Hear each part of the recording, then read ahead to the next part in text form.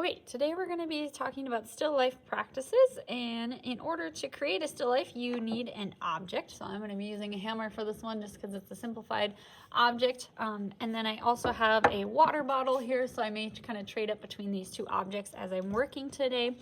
You have an object on your desk, or if you're at home you can just find some simple yet somewhat interesting shapes or complex objects at your house.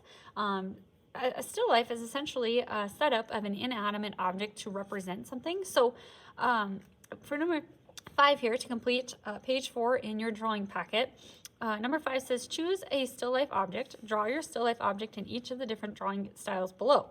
Notice how the different techniques change the mood or outcome of the drawing. So the first type of style of drawing that we're going to talk about is contour.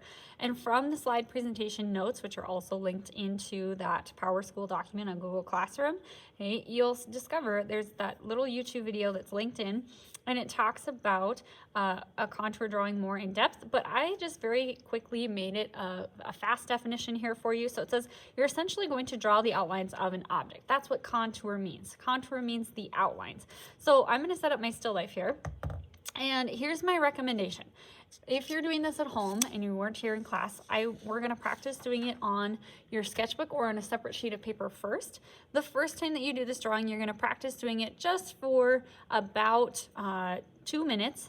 Okay, and it's going to kind of feel a little bit slow maybe for you, and then we're going to switch and we're going to draw on our worksheet for about 4 minutes. Okay, so I'm going to just write that on here for those of you that are maybe completing this at home or outside of class. So this one is going to be a 4-minute drawing. So I'm going to set my timer and I'm going to draw for 4 minutes, and maybe for this one I'm going to do my object, which is actually going to be my hand holding a pencil. So for this one, you're going to just find a pencil or a long stick, and you're going to stick it into your hand. So I'm not going to draw one of my objects, okay? And with this one, the idea here, as we saw in the video, is you can place it in your hand however you would like. I might decide to put it maybe in here, something like this, kind of hide my fingers a little bit. So I kind of like that composition. And maybe I'm going to tilt it just a little bit to the side. And now I'm going to set my little timer here. I'm going to draw for 4 minutes. And you can just draw right along with me as we do this. So my timer is set, and we're going to start in 3, 2, 1. So you may want to start by drawing what is known, which would be like the pencil. Okay? You could also just kind of think about just getting the general outline or shape. If you accidentally mess up, that's okay. This is just a skill building exercise. You can go back and erase, but you don't have to. You can just kind of draw the new line as you see it.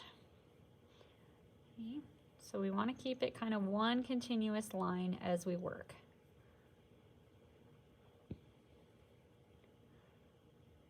Draw what you see, not what you think you see, too.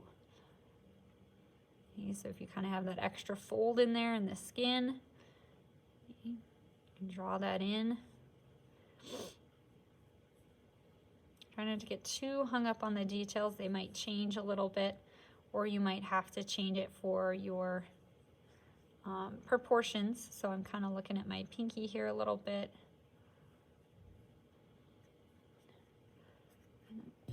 My sleeve is kind of coming across here.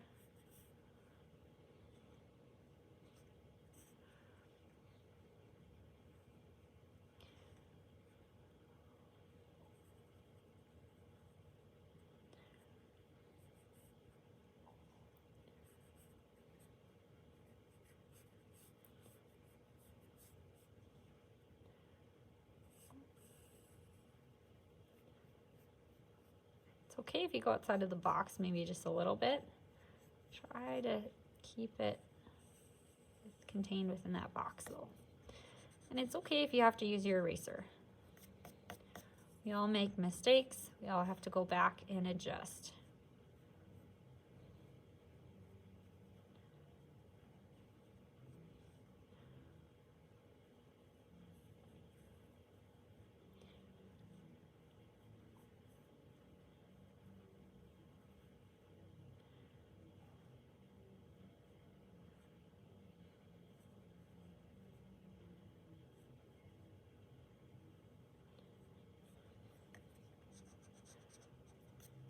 we're about down to 1 minute and 30 seconds. So if you kind of feel like you've been slowing down, maybe pick up your pace a little bit and start adding in some of those extra lines, some of those extra wrinkle lines, adding in the fingernails if that makes sense for you.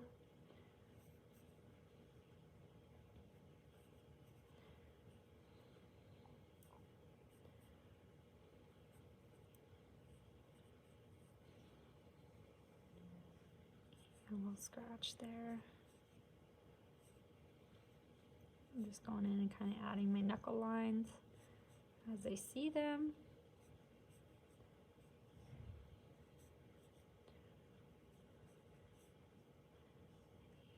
I kind of got this squished palm in here.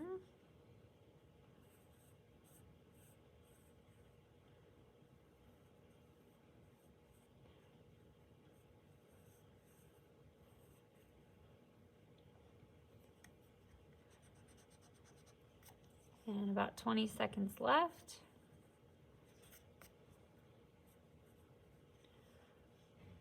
Any final details, just kind of adding them in.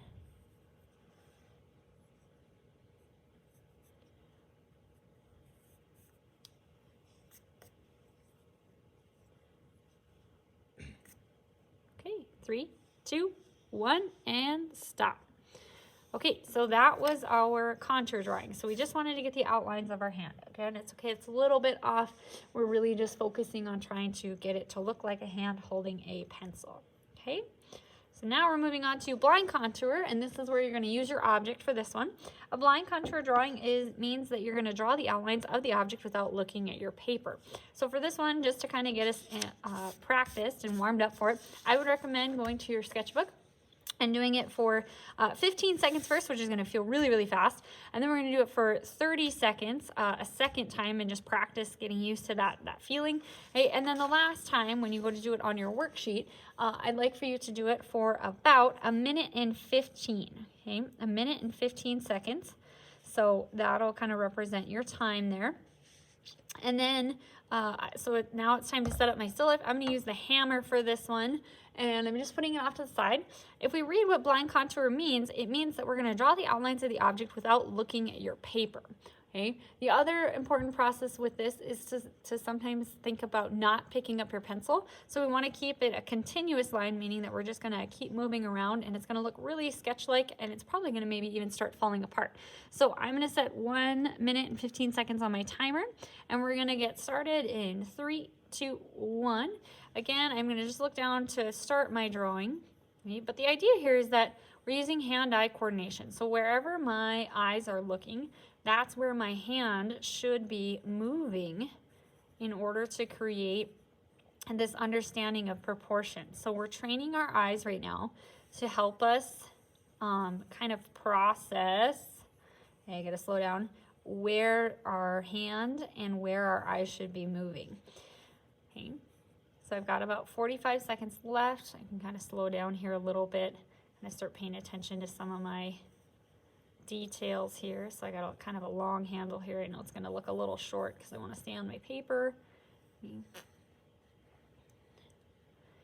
And now I can kind of start going through, maybe add a little shading. So there's a little bit of dirt right here. Go back up. There's a little bit of dirt, maybe kind of on this section. And then I got definitely some dirt on this part of the hammer. So I've got about 13 seconds left. So if I can kind of think of anything else that maybe I missed, I could maybe try and go back and put some wood grains into my handle. Okay, and 3, 2, 1, stop. Okay, so that is my hammer. That is a blind contour drawing. So I didn't look down at my paper. I kept my eyes totally focused on the object. And again, I worked on my hand-eye coordination. Wherever my eyeball was looking, my pencil was following along with it, okay? So now let's talk about modified contour. Modified contour is kind of nice because you get to basically do a blind contour drawing, but every now and again you get to peek down at your paper. So the idea here is that we want to spend about 75% of the time looking at our object, 25% of the time looking at our paper. So for modified contour, it says draw the outlines of the object by glancing at your paper if needed. So I'm going to stick with my hammer for this one. Okay, and I'm going to kind of set it up very similarly. So I am going to, again, we are going to practice in our sketchbook first. We're going to do kind of the same concept. We're going to practice by drawing it for 30 seconds in our sketchbook first, and then we're going to switch to doing it for about a minute and 15 seconds again on our worksheet. Okay, so a minute and 15 again for your worksheet. So here we go. I'm going to start my timer again. You should have your still life set up and ready to go. And we're getting started in 3, 2, 1. Okay, so this one, we want to, again, focus just a little bit more heavily on getting it more accurate. Okay, so because we're able to look down at our paper, we should be able to build up a little bit more accuracy in our proportions. Okay, really taking the time to understand that object. Again, we shouldn't really be picking up our pencil. We should just be moving it around and keeping it one continuous line. Now I'm going to kind of go back over my lines to get it in a better shape. And then I'm going to kind of work on my handle. My light's turned off here, so I kind of got to guesstimate here. I'm going off of my box here. But that's okay. I am again trying to just keep my eyes on my object, studying it, how long it goes, okay, kind of fixing anything if I need to.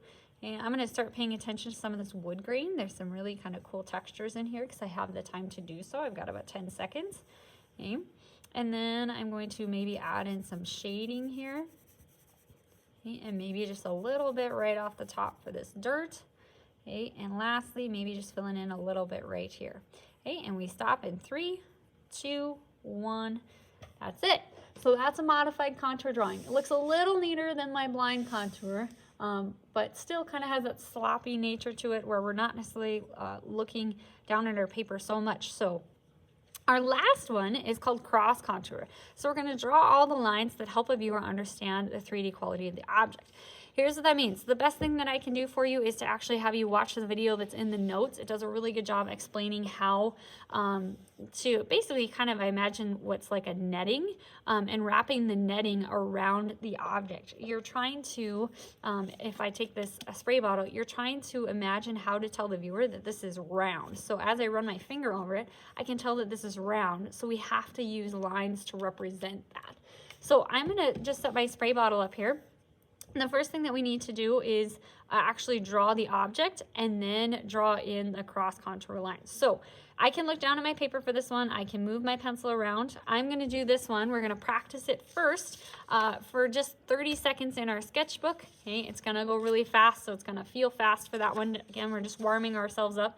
If you have the ability to change objects, so that's why I'm changing an object for this last one, and I'm switching to my spray bottle. And actually, I'm going to switch it just so that we can keep it somewhat not as complex. I'm going to switch it to this little Expo Markers Whiteboard Care solution. So now that I have that whiteboard solution kind of just set up off in front of me, I'm going to be drawing that first. So for this one, when you do it on your worksheet, I would like for this one to be a minute and 30 seconds because we're going to try and take some time to understand that curvature that you're trying to describe of the object. So I have my timer set here for a minute and 30 seconds. And we're going to get started here in 3, 2, 1. So just start by drawing the contour lines of your object.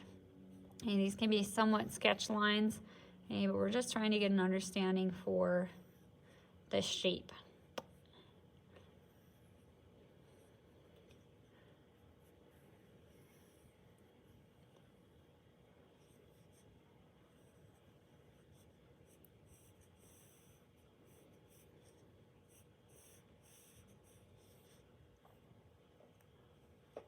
I'm going to go off my page here just a little bit. Okay, so now that I have my contour line done, I'm going to go through now and start adding what are called cross contour lines. I'm trying to describe the volume of this object. So I might just start adding in a little bit of shading on the top here, but then my lines are going to curve. They're not going to be straight across. Same thing here. I've got some shading just on the top part here. And then I'm going to kind of curve them around. There's some shading over here. Okay. I got a little bit on this one. This one actually has the very straight up and down lines. And I've got a little bit of a top here, so I can add that in. And then I'm going to add some curvature lines to give the impression that this is rounded. Okay. This one, these lines, I'm going to change them so they kind of curve down a little bit, because this bottle actually isn't flat across the top. It kind of has this roundedness to it. And it can also go around like so. Okay, so it kind of almost looks like a globe to really give that idea that this is rounded. And then for the bottom part of my bottle, okay, I might add in just a few. Okay, I've got a shadow kind of on this side. And then I'm going to add in my curved lines. Again, they're curved. If we don't curve them, we're not going to understand that this bottle is round. So they should be curvy, and they should match kind of the same curvature at the top of the bottle and the bottom of the bottle.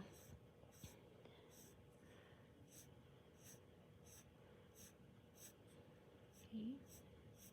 All right, and we're done here in 3, 2, 1. Okay, that creates my cross contour, and that also completes my page. So in just a quick review, for our contour, we're just drawing the outlines of an object, just like a coloring page. So you're going to be drawing your hand holding a pencil. Okay. For a blind contour drawing, you're going to draw an object, something that's not too complex, but something that is engaging or interesting. And you're going to draw the outlines of the object without looking at your paper and without picking up your pencil as much as possible.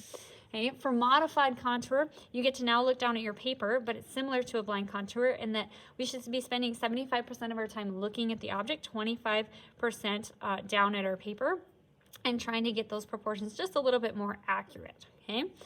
Then our cross contour, again, we're just trying to describe the volume of the object. So we're trying to use almost like cross hatching, but now we change it from cross hatching to cross contour, and creating just kind of these overlapping crisscrosses of the outlining lines. Okay.